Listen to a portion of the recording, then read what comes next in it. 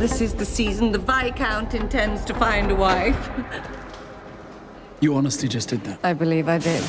I simply never watched season 1 of Bridgerton because I simply was not interested. That's it, no deeper reason. But after watching some reviews and commentary videos on it, because even though I didn't care to watch the source material, I was still curious of people's opinions on it, it made me realize that I had made the right choice to skip it. Season 1 of Bridgerton really seemed to rely too much on the aesthetics, carrying it over literally everything else. From what I understand, the writing is fine, if a bit rough and kinda dumb at times. There's nothing special or groundbreaking about the stories being told, which has a heavy focus on marriage, and the character work is fairly weak. It has some other issues, but in short, the aesthetics are carrying a lot of the weight of the show.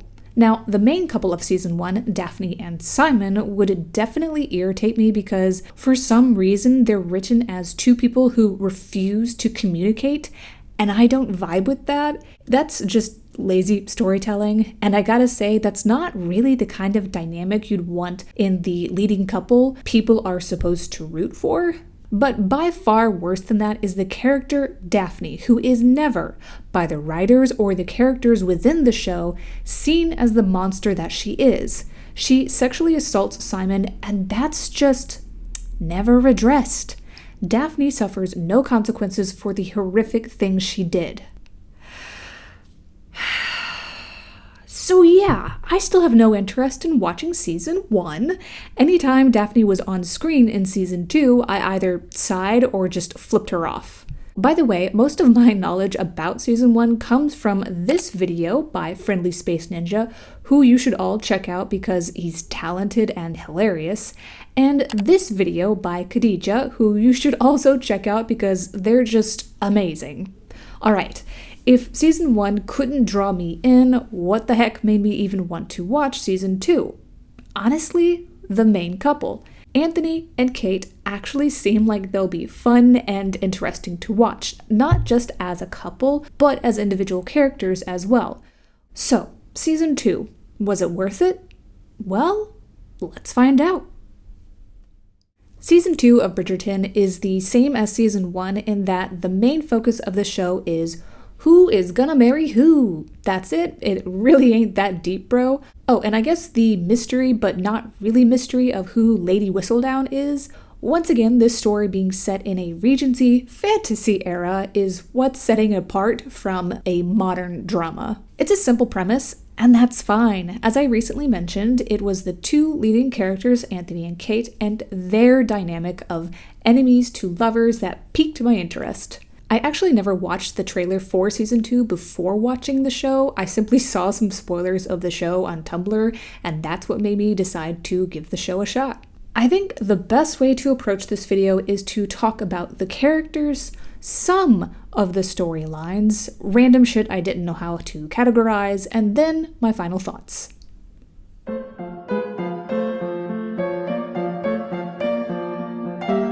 There's honestly a lot of characters in Bridgerton, but I'm only going to talk about characters that I have anything to say about. So if you notice, oh, you didn't talk about so-and-so, it's probably because I found them boring, irrelevant, or both. So, in no particular order, Benedict Bridgerton.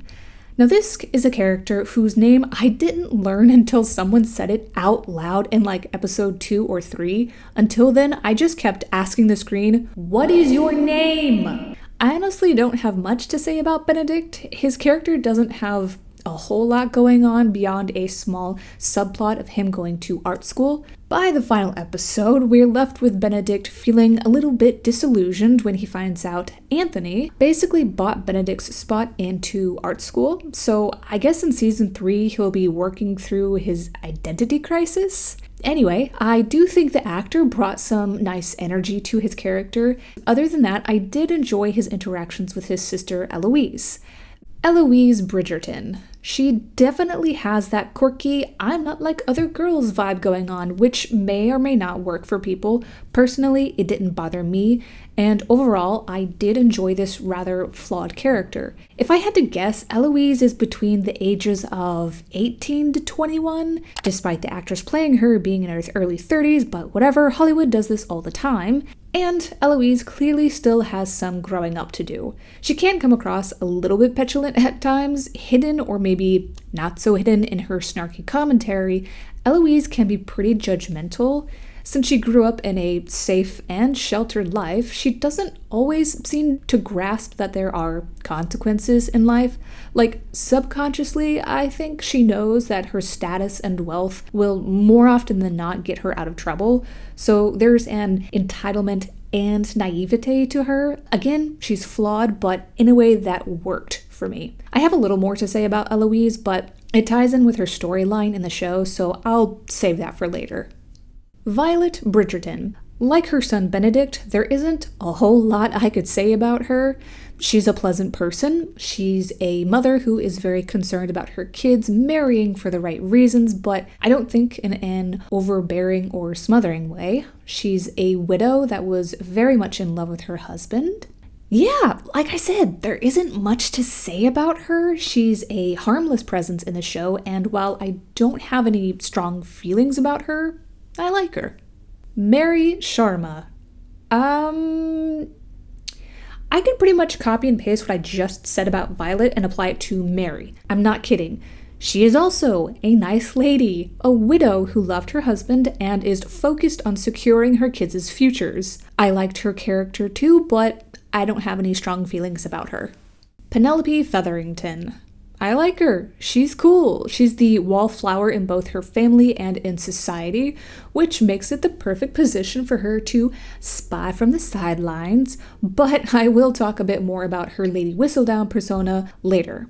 Speaking of her family though, I could never get a read on how she even feels about her sisters and her mother beyond finding them ridiculous, which they are. It feels safe to say she doesn't seem close to them. Anyway, Penelope is just a young lady, also played by an actress in her 30s, who's just trying to find her footing in this absurd and sometimes high-stress society. Queen Charlotte. The Queen is honestly so funny to me. She cares so damn much about a gossip column that highlights just how comical high society functions, which includes the Queen and her precious annual diamond choosing ceremony or whatever. Hell, she threatens Eloise, when she mistakenly believes Eloise to be Whistledown, that if Eloise doesn't come to work for her and her agenda, whatever that is, she'll basically ruin Eloise's life. Queen Charlotte is honestly so petty. She doesn't have her priorities straight. She has a scene with Lady Danbury where she says, I was pleased to receive your invitation today, Your Majesty.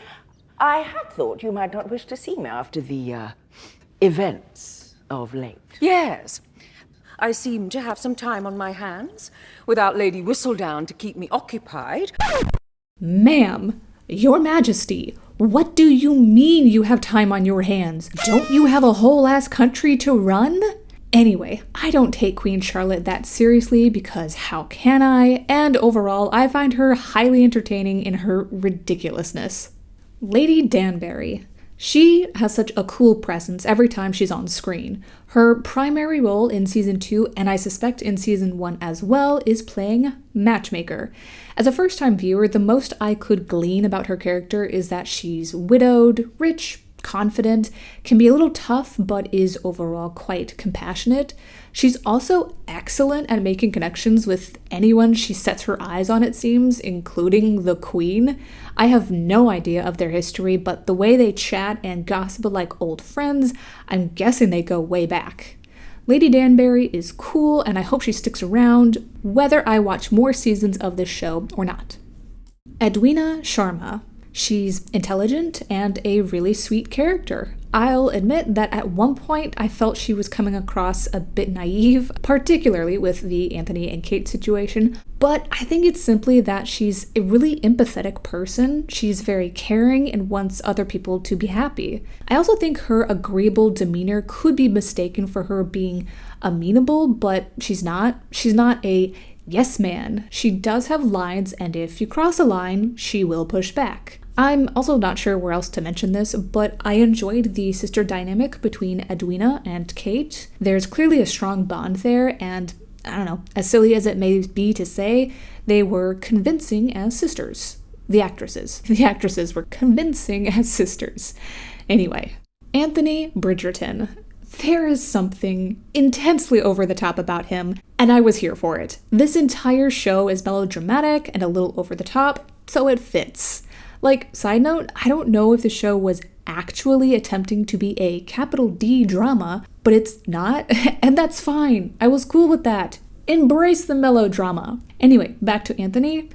I have no idea how he was in season 1 beyond probably being intense, but it worked for me in season 2. He's also stubborn, takes his duty very seriously, and takes it a little too far sometimes, protective of his family, and he has a lot of responsibility on his shoulders. He's the head of the household and has to take care of all finances and whatever else a Viscount has to do. I'm pretty sure Viscounts are irrelevant in modern times, so I don't know their purpose then or now, but anyway. Anthony, he's cool, and what I call his theatrics were always entertaining. Kate Sharma. Kate, along with Edwina and Anthony, is one of the most well-developed characters this season, which is great because she's a main character. She's caring, stubborn, very loyal, especially to her sister and mom, smart, independent, can be silly at times, I think especially when it comes to sports. I could understand Kate's motivations for things throughout the show, and yeah, I really liked her.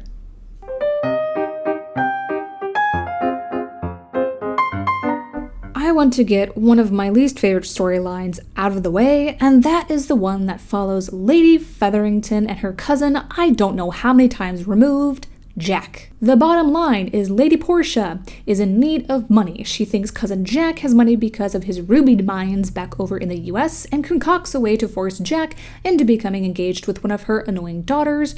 Jack is like, well, that was dumb because I have no money and now we're both screwed. Cousin Jack and Lady Portia then team up to scam some rich folks into investing in Jack's failed business.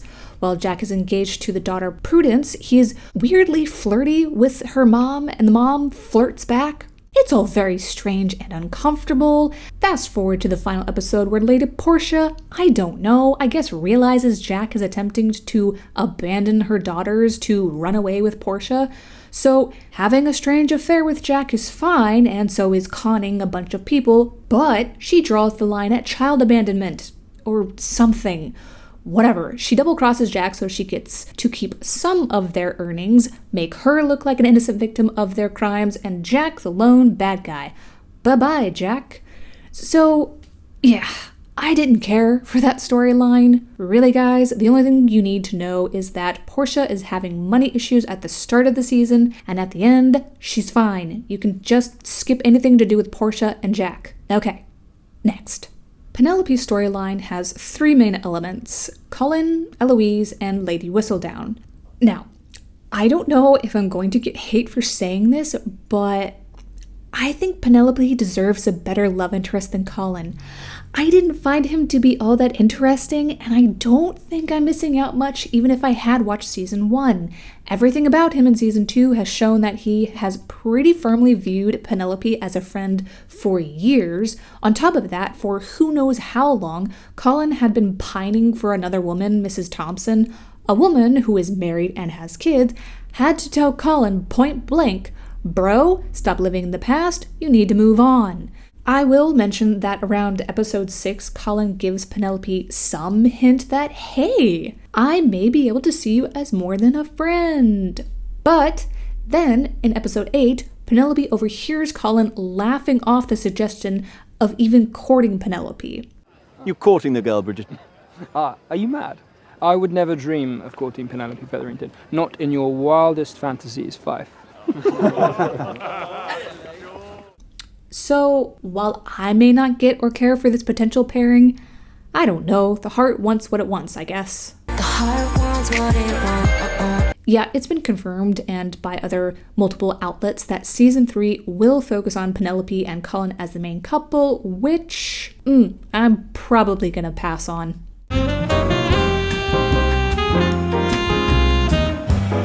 Now, Penelope's friendship with Eloise is pretty cute.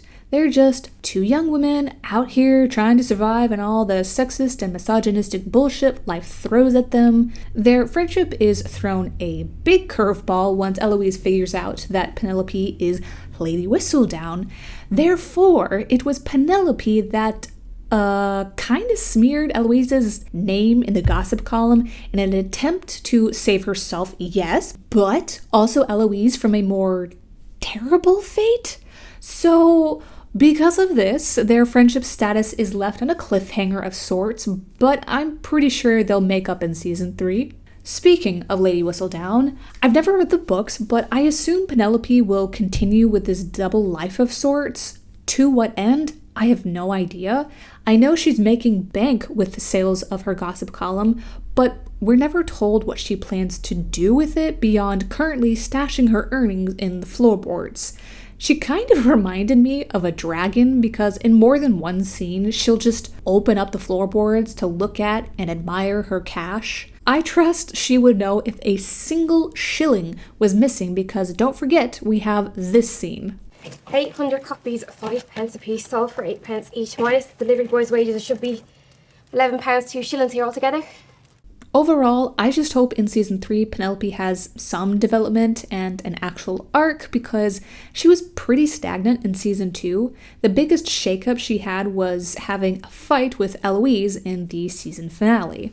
Speaking of Eloise, most of Eloise's time in the show is spent either trying to figure out who Lady Whistledown is, because I think she was originally tasked this job by the Queen for some reason in season 1, or she's attempting to figure out what more she can do with her life beyond society's status quo for women. If you've watched season 1, I think you would find these two things rather repetitive because, as far as I'm aware, these are the same two storylines just carried over into all of season 2.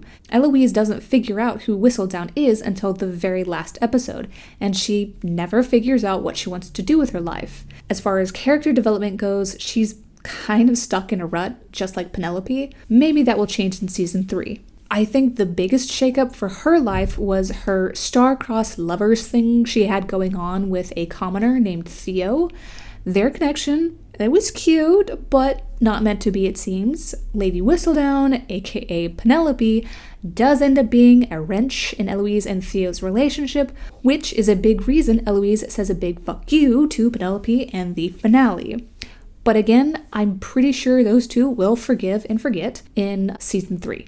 And now, for my favorite storyline, Kate and Anthony, a true enemies to lovers romance. Let me first give an overview of Kate and Anthony's story, which includes Edwina. Anthony decides that it's time to find a wife who must meet very specific criteria, and love is not on that list.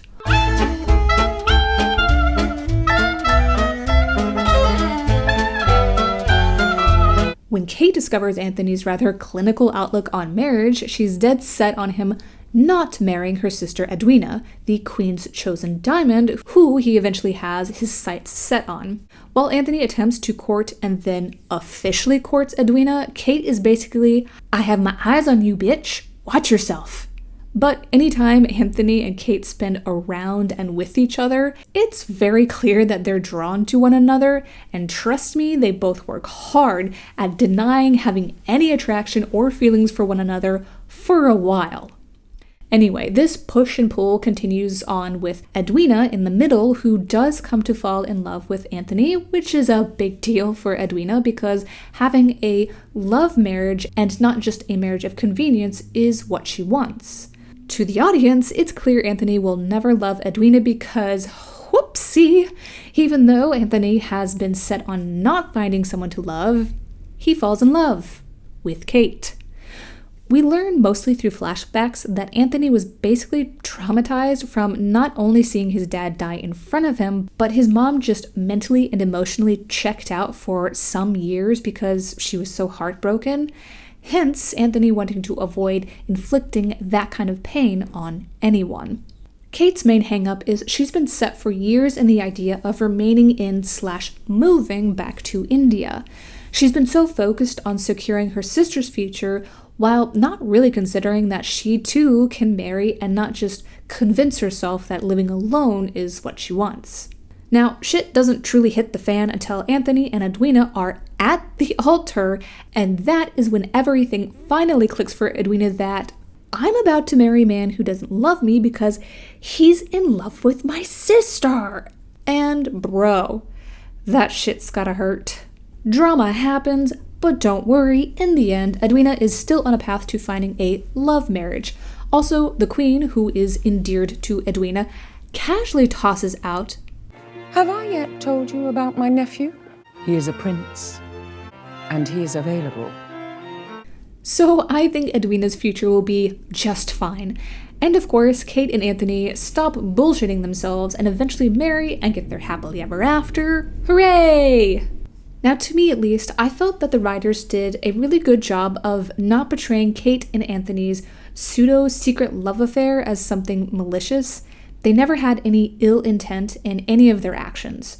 Of course, they never intended to hurt Edwina in any of this, but they still did. And this is where I was happy that the show allowed Edwina to be hurt, to be mad, and to have some moments of being just a little mean.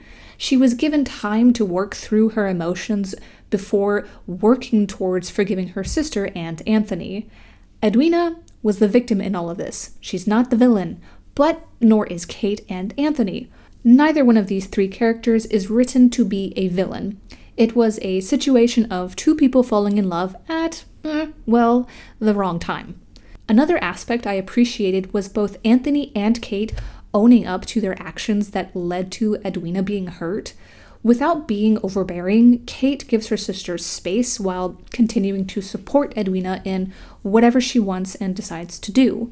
The mom, too, did a good job of comforting and supporting both sisters, or both of her daughters, during the fallout of the almost marriage. I hope I'm making myself clear that I think the writers handled this entire situation with Anthony, Kate, and Edwina pretty well. I could empathize with everyone, and I never hated anyone. A little thing I also want to highlight is that I definitely appreciated that anytime there was miscommunication or a possible misunderstanding going on between Kate and Anthony, it was quickly addressed. Look at that! People and couples knowing how to communicate is a good thing! Daphne and Simon, take notes.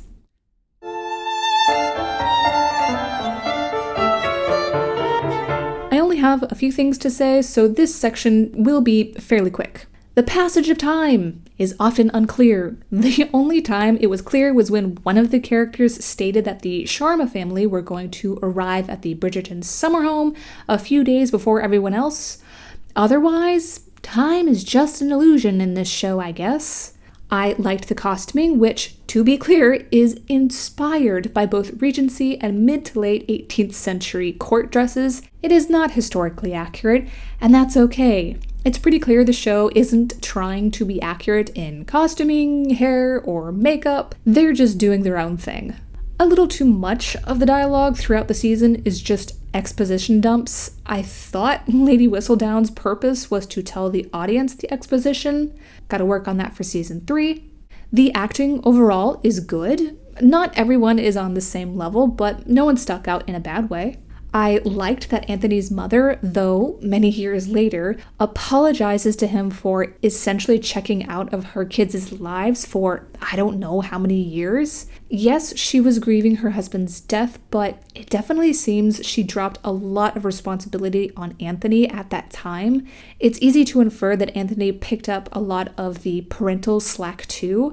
I appreciated seeing a parent apologize to their kid, and I would love to see more of this in media.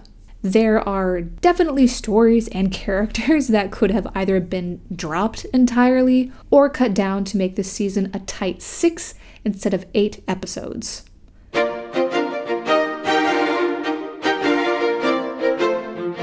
Now, I feel like I may have done a fair amount of complaining in this video, although I was really just pointing out the flaws of the show, and not all of the flaws even bothered me. I do want to make it clear that I did enjoy watching season 2 of Bridgerton. It's a flawed season, yes, but despite those flaws, I had a good time overall. I went into the show looking to be entertained, and I was. Bridgerton works best viewed as a whole because, yeah, a lot of individual parts were pretty weak on their own. There isn't a whole lot to get attached to because so much of it is kind of surface level. Bridgerton is also not a serious drama, no matter how much I think it's trying to be. Instead, it's a romantic melodrama that I personally found to be funny for just how over the top some elements were played. The show isn't great, but nor is it awful. It's right in the middle, and I was fine with it. A show doesn't need to be great on all levels for me to enjoy it, you know? So, if you haven't watched any of Bridgerton, and yet you watched a spoiler review on it, I really don't think you're missing much by skipping season 1 like I did. Just jump straight into season 2, and you'll have a good time. If you have already watched season 2, what are your thoughts on it? Let me know in the comments down below. My voice is about to give out, and we're at the end of the video anyway, so thank you all so much for watching. Take care, everyone, and I will see you in my next video. Bye!